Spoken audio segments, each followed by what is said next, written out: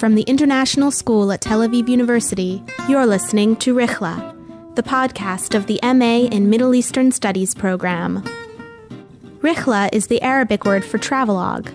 The Rihla Podcast brings you stories of our students' journeys as they live and study in Tel Aviv and travel throughout Israel and the wider Middle East.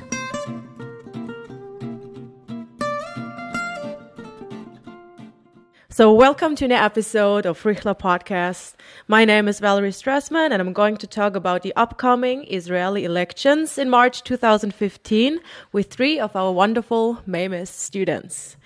My name is Emanuelle, and I'm 25. I'm from Paris, and I just made Aliyah, and I'm living here, and I'm working full-time. Oh yeah, and you are MAMES student? I used to be a MAMES student, and I basically finished the program. I'm not writing a thesis, but I have the degree, I guess. My name is Haisam. I'm coming from the States, and I'm currently a MAMES student. Okay, currently MAMES. How old are you? I'm 24. Hi, my name is Melanie Posh. I am a MAMES thesis student. I finished the class portion last year, and I also recently made Aliyah, so this will be my first election voting in the Israeli system. All right. So the upcoming elections are dominating the public discourse right now. What is your relation to the elections? For me, it's more interesting, I guess, because I just moved here a little over a year ago, and it's my first Israeli election. I find it very interesting just because you have a broader spectrum of people you can vote for. There isn't necessarily like a primary and a secondary election in that sense of things like we have in the US or in France. So in that respect, it's really interesting, I guess, and you see like all different colors of the political spectrum, if you will. As you know, I'm not Israeli citizen, so I'm not going to be able to vote, but I'm just an observant. A couple of weeks ago, I had a very interesting experience because I went to the Labour Party convention, and the experience was really fascinating there to see how diverse the convention was. I met Jewish Israelis, I met Arab Israelis, I met Jews, I met Bedouins, which was a very interesting experience. Well, for me, the elections, as I mentioned, are my first time voting as an Israeli citizen. So I'm very excited to just exercise my right to vote as a citizen in this country. And for me, as Emanuelle said, it's very interesting for me because I'm used to the two-party system dominating. I'm from America, so this is what I'm used to in the United States. But here I do feel like I have more of an option because I feel like my vote, I wouldn't want to say necessarily counts more, but I like that I have more realistic options, that I'm not just voting for a party that's definitely not going to have a system, but at the same time, certain things I'm starting to get used to, like not voting for an individual and more voting for an overall party, is a concept that I'm not so sure how I feel about yet. But either way, I'm very excited to, and we can talk more about this, but as a Ola Chadasha, I'm very interested to see how the public discourse handles us Olim as far as ignoring us or considering us as a voting, a significant portion of the vote. I know there's something like 24,000 Olim this past year, something like that. And that's pretty significant. So I wonder how they will handle that. I will start with you, Emanuelle and Melanie. You are Olim Chadashim or Olot Chadashot in the right gender. And you're going to vote for the first time. What issues are important for you in this election? Okay, as someone who comes from a pretty diverse background and who grew up in a fairly liberal countries, liberal state of mind, for me at least, it's, I guess, very personal. Obviously, the Palestinian issue has a big impact. Of course, peace is a big word, and many, if not all, the parties are always speaking about whether we can or cannot achieve peace. Peace is always part of the discourse, whether they believe in it or not. For me, I'm a bit of an idealist, so I would like to think that even if maybe perhaps not my generation, but at least soon enough, things can be resolved, and if not now, at least get better the sooner as soon as possible. I just wonder, since you also have a European background, and in the European elections, issues like national security or the Israeli-Palestinian conflict are, of course, not a big issue. For us, we vote on taxes, or we run on taxes, we run on social issues.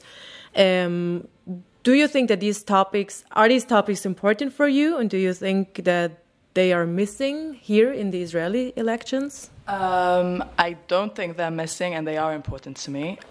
When I first moved here, obviously, I was very unaware about the whole situation, perhaps. And after this summer, after the last operation, when you're finally sort of dealing with everything that you knew was happening, but you never really dealt with firsthand, you are thanking every day that you have an Iron Dome, and honestly, I would never attack. Attack is a strong word, but I would never criticize Israel for defending themselves, if I'm going to use political terms. And I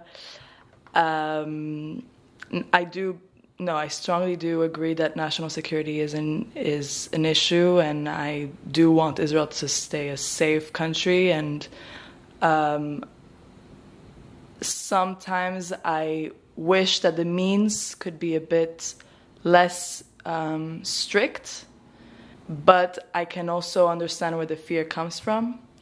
About national security and in general the conflict, as we say, being like an overarching issue, like bulked together, the quote-unquote conflict and national security as one voting issue. And I think that a big problem, at least coming from an American Jewish background, and obviously I've always been a Zionist. I chose to, move my life here in the future, security of my future children and everything to this country. And obviously I believe in this country as a future safe state, of course. And for me, I think that now that I'm actually as Israeli, I'm trying to be very cognizant to vote as an Israeli and not as an American Jew, because while I absolutely have my principles, at the end of the day, issues that are important to me, and of course the conflict and national security are very important to me, of course Palestinian rights, of course that's important to me, but at the same time, I'm now a citizen here, my life and the future lives of my children are here, and I need to think about things like the fact that this is the second highest most expensive grocery basket in the world, only second after Australia. It's absurd. A bag of frozen vegetables is like $7 Like, that is absolutely, that is criminal in my opinion. Like, how are you supposed to make a living here? I'm somebody who went to a great university in New York, and I can kind of have a lot of good options there, and I come here and I think the brain drain issue is a serious issue, and the fact that us Olim who are educated and are competent and can actually make valuable contributions to society. And instead, there's so many disincentives to say, which I think need to be major issues to work on. Haisam, you are not voting, as you said in the beginning, but you went to party conferences and your panel discussions, and you said also in the beginning that you made some interesting observations. What is your impression? What are the observations that you made? Usually whenever, in the States, whenever Israel is mentioned all the time, you always think about Israel in terms of it's a war zone, there always a conflict between Arabs and Jews. So for me to come here in Israel and get a rare chance especially for somebody coming from my background, to observe that, no, it's not only about war as you see on TV all the time. No, the normal people, they live like us, like everywhere, everybody in the world. They have elections, especially Israel is considered one of the most democratic countries. So in the Middle East, there are two major issues. It's either economy or the security issue. So this is what I got by talking to people, because most of the time the conventions are in Hebrew, so I don't really understand what's going on. So I have to talk to people individually in order to get the idea. So what I got out of it, that just security and economy. So for the Labour Party convention, the people I talked to over there, they said they think they have better economic policies, but security, they try to improve themselves a little bit so they can sound appealing to Israelis, especially after at the time there was a lot of tension between Israel and Hezbollah. So this was the major focus. Haisam mentioned an important point. The language of the elections is Hebrew, and for people coming from abroad and being a new immigrants or olim chadashim, of course your language is English.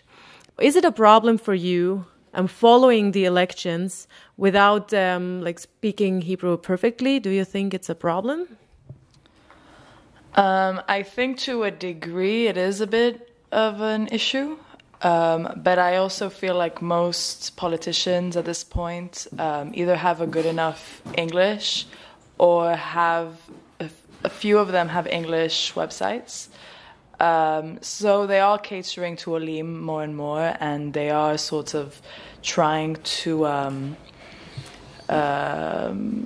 find a way for us to be interested and to be active, because obviously, as Melanie pointed out before, we are a pretty big chunk of this population, even though we remain small, but we do have a strong pull, and this is a country of immigrants. It's not the end, so people are coming in all the time, and people are moving here all the time, so influence carries out. So I think it is important for them to be able to speak in as many languages, and English and French and Russian, and as much as they can, I think. And in that respect, I feel like on the topics that have been of importance to me, I have been able to see and understand what the politicians, each party represents, and what message they want to send out. I think I have no problem casting my vote. Like, I feel confident that I'm making an educated decision at the end of the day.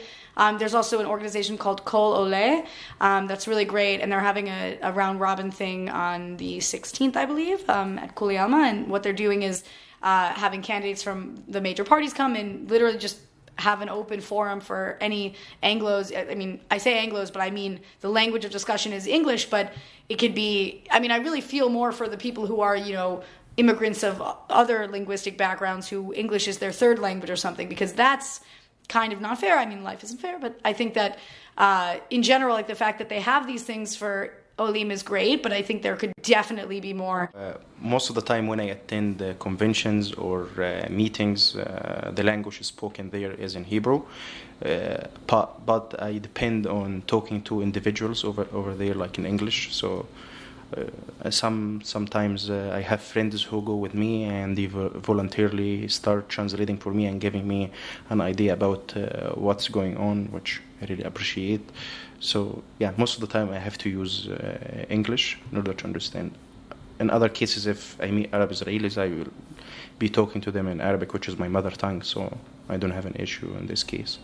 But if I'm dealing with Israelis, English is my only choice. You have been studying in the MAMES program, so you spent already a year and a half here. You have academic education now. Did it influence you how you think about the elections, or do you think it was even useful to study the Middle East and Israel? When I first moved here, I moved here for the program. I was just coming here to do my master's, and I never thought I would stay to make Aliyah and live here. And so in my mind, I guess, it sort of happened, if you will. I wanted to stay, and I figured, if I want to stay, I wasn't staying here because I've had a lifelong dream to make Aliyah, and because I'm a, Zionist. Like, obviously I believe in the existence of Israel, and I believe in all of their security and a lot of things that they stand for, but it was not something that I ever thought about remotely growing up. I thought I was going to go back to Paris, London, maybe move back to the States. And when I ended up staying here, it just sort of happened on me, kind of thing. So I don't really connect the two, but now that you mentioned it, maybe I should. I would say because of the MAMES program and my background studying for 4 years before, studying the Middle East, I do feel like I have a better idea of what's going on in the Middle East, that's for sure. But as far as certain things like the housing situation here and economic problems, maybe I don't have the best grasp on it. But as far as the things like about the conflict, I absolutely do feel like I do hear people say things that are not that it's not candidates, but I do hear people who are active in politics saying things that are historically incorrect, not major things, but if you're trying to influence others' opinions, you should check your facts and be accurate, of course. So that is one thing that I do think I have above the rest, so to speak. But of course, at the end of the day, everybody has their right to vote, even if they're incredibly ignorant. So it'll be an interesting election.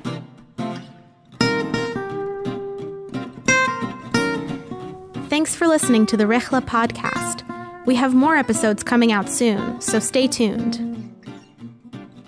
For more information on the MA in Middle Eastern Studies program and how to apply, visit mames-israel.org.